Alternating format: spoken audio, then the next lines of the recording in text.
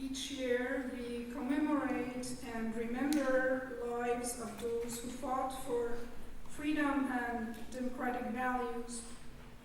Nevertheless, it is equally important to acknowledge the work of those such as Roya Boroumand and the Roya Boroumand Center, whose documentations of the crimes committed by the Islamic Republic eventually will serve accountability and justice. Roya Boroumand is here with us tonight. She is the executive director of Roya Boroumand Center. She holds a PhD in history of international relations from France and is a specialist in Iran's post-Second World War history. She is a former consultant with the Women's Rights Division of Human Rights Watch, and she has researched and written extensively about women's rights and family law. She was the recipient of Lech Walesa Prize in 2009, shared with her sister Ladan Boroumand. The organizers of this event have invited me to talk here tonight, and kindly, and perhaps not very wisely, have not specified what I should talk about. So, rather than remind you of what happened behind the closed doors of those Iranian prisons in the summer of 1988, I will use this opportunity to share my experience as an activist and also as a victim, to shed light on the importance of truth-telling and the necessity of national and international solidarity. A necessity that has informed the work and the methodology of Roya Boroumand Center for Human Rights in Iran. That is the documentation of all the cases, of all those whose right to life has been violated, without exception, regardless of their gender, politics, religion, nationality, ethnicity, or background. I will also share with you some findings related to the documentation of the past, including of the 1988 prison massacre and the trauma, the pain, and the anger that plagues the lives of survivors, as long as their society and the world ignores the crime that took away their loved ones. So my organization was incorporated in April 2001, 10 years after the assassination of my father. But the genesis of the project was in 1979. The year was not one of hope, but a year was one of trauma and guilt. Not because I felt great emotional connection to the monarch who fell. After all, I had grown up with dissidents, but because those dissidents were mostly lawyers, and the rule of law was for them the first step to solve Iran's problem. And the first target of the new leaders of the Islamic Republic was the rule of law and lawyers. Watching images of the former regime's dignitaries, bullet-ridden bodies, after trials that were not trials, but a forum to encourage rage and vengeance, and where the presumption of innocence and the right to defense had no relevance, was traumatic. Revolutionary Islamic Court, established after the fall of the monarchy as extraordinary tribunals, are responsible for many of the thousands of executions that we document in our online memorial database. 40 years ago, these ad hoc courts were created to exact revenge, punish those deemed to oppose the revolution and its moral value, and to spread fear among the population. Today, by persisting in doing away with due process of law, in particular the right to defense, revolutionary courts continue to kill, silence dissent, and spread fear. More traumatic for me personally was, however, the absence of or limited outrage among revolutionaries and former dissidents, many of whom encouraged these arbitrary and summary executions. Justice and due process was not the goal. Punishment was not based on the deeds of the accused by their identity and their affiliation. Whether a traffic police or a political police interrogator, an education minister, or a mayor. As for those killed for prostitution, same-sex relations, or addiction, or the Baha'is killed for their religious belief, they were mostly invisible to Iran's new political elite. As the Islamic Republic's justice system, which I see as a death trap, expanded the circles of its victims to revolutionaries themselves, Again, little attention was given to the process. Each group mourned their own martyrs, ignoring those whose politics they didn't approve of. Most of us acted as tribes rather than citizens, citizens of the country or citizens of the world. These observations motivated a first attempt at documenting the violations of the right to life, all executions without exceptions. The research was published in 1982 in the form of a book, Iran in Defense of Human Rights. The French publisher was so moved that he refused to be paid, but the book triggered little interest among Iranians and Western politicians. Human rights and due process for Iranians were not priorities. So we moved on, but the frustration persisted, as did summary and arbitrary executions. The assassination of my father in April 1991 in Paris was another traumatic event that informs our work. Political murders, including his, were committed during one of the Islamic Republic's episodes of diplomatic rapprochement with the West. The French state showed little interest in pursuing justice. We, children, experienced the abyss of loneliness and helplessness into which one is plunged by the brutal realization that a hostile state can kill your loved one with arrogance and impunity. Helpless and powerless as we felt, we still knew that the truths and our faith in human rights, in universal human rights, were an arsenal that no one could take away from us, and that we could use them to seek justice. It took many years, the appropriate circumstances, for us to get our strengths and resume the documentation work left unfinished in 1982. Our work started with 2 volunteers, my sister and I, in a small home office. Our goal was to document the stories of victims of state violence, bring victims' silenced voices to the world's attention, promote and develop the culture of human rights and democracy in Iran, and lay the groundwork for justice, reconciliation, and democratic reforms. And though a lot remained to be done, in 18 years we have made great progress. We have created and populated a unique database, Omid Memorial. Omid means hope in Persian, a historical record of state violence and a platform provided to victims, relatives, and survivors to engage in truth-telling efforts to restore the dignity and memory of their loved ones while they learn about the violation of their human rights and find solace in working towards justice. Today, there are 25,000 people in the database. One of our major projects was a report on the 1988 prison massacre. This research was challenging in many ways. The scope and cruelty of the event has little historical precedent in the post-Second World War era. What I had not realized before interviewing and reading the accounts of scores of survivors is the serious trauma they were living with, a trauma caused in part by the unexpected slaughter of their relatives, friends, and cellmates, and in part by their own society and the world's reaction or lack of reaction to it. Let me read you the excerpt of the testimony of a survivor sent to us after a symposium we organized with international lawyers to discuss the findings of the 1988 report in Oxford in 2012. After 22 years, the pent-up emotions gave way to tears, and I found myself sobbing uncontrollably. All those unsaid words, which had lain heavily on my heart, were suddenly released. I felt that I was becoming a new person. I no longer felt like a stranger.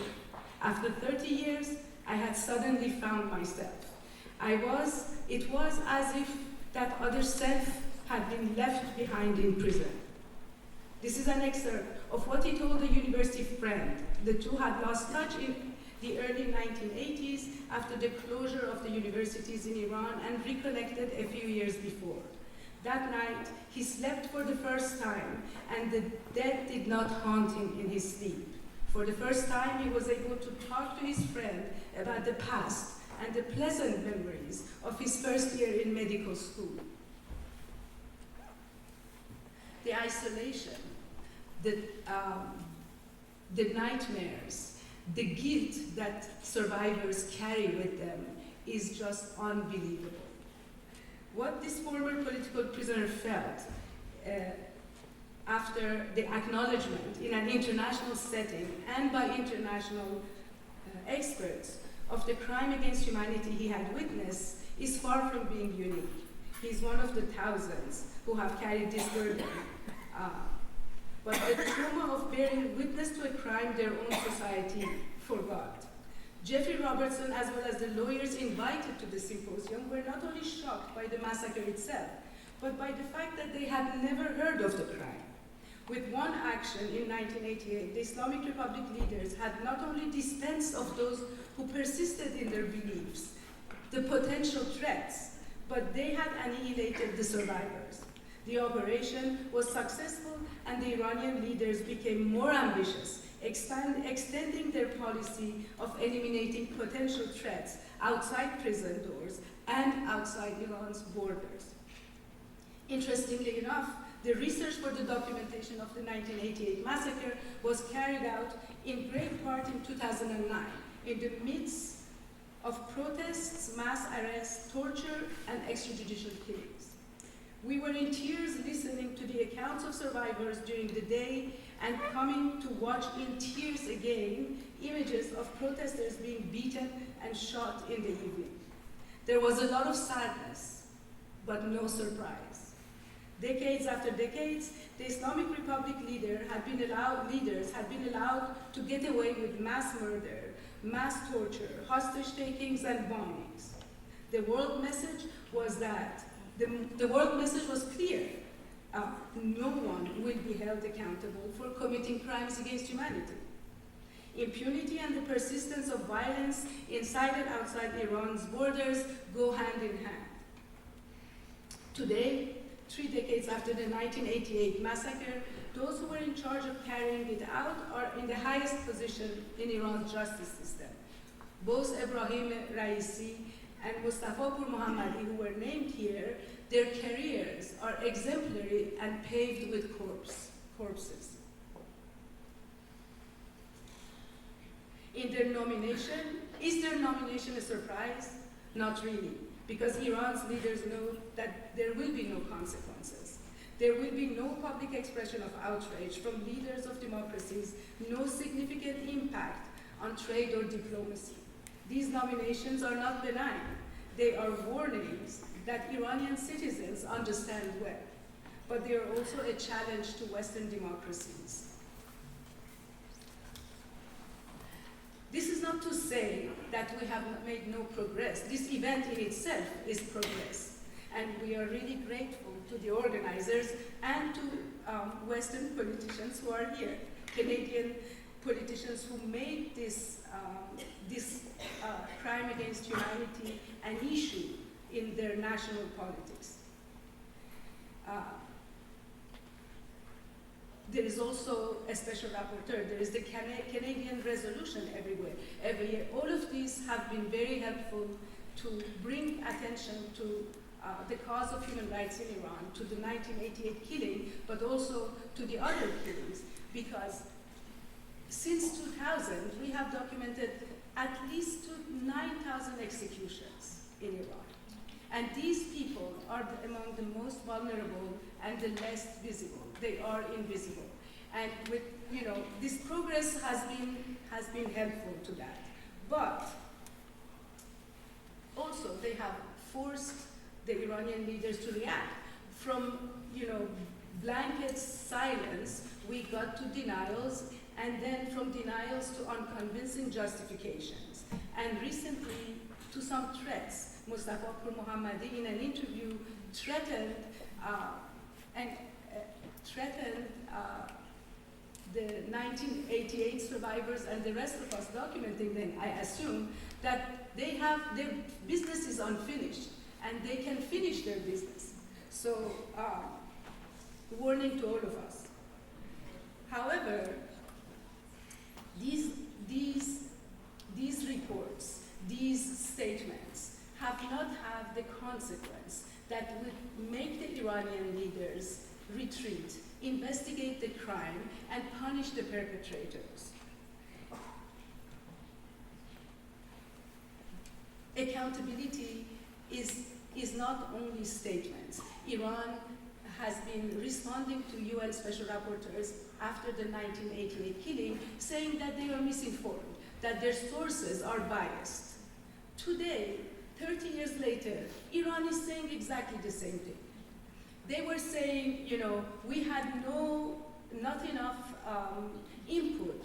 Muslim jurists didn't have enough input in the drafting of the Declaration of Human Rights, which is not true, by the way. Today, they are spending millions to undermine universal rights and promote their version of human rights, Islamic human rights. So we are facing with repetitive monologues day after day, day after day. For too long, the international community has focused on Iran's nuclear ambitions, missiles, and on business and trade, and not enough on the country's appalling human rights situation. What happens to citizens and foreigners in any country and the pervasive violence they are subjected to is relevant, not only because we should care as human beings, but because we have to take seriously countries' international human rights obligation as seriously as their other international obligations. Unless the international community, including Iran's friends, hold unless the international community holds those responsible to account and persist in calling Iran to respect its international obligation, establish the rule of law, and stop denying its citizens justice, it will be business as usual at the risk of long-term stability. So, to finish, I would like to do what we do best, which is to talk about the victims. I assume a lot of survivors of the 1988 killings know Foruzan Abdi Pirbazari. Age 30, was the captain of Iran's women national volleyball team and a sympathizer of an opposition group. She had been sentenced to 5 years in prison for her political affiliation, but instead of being released, she was secretly hanged in Tehran prison in 1988 for not having recanted her belief.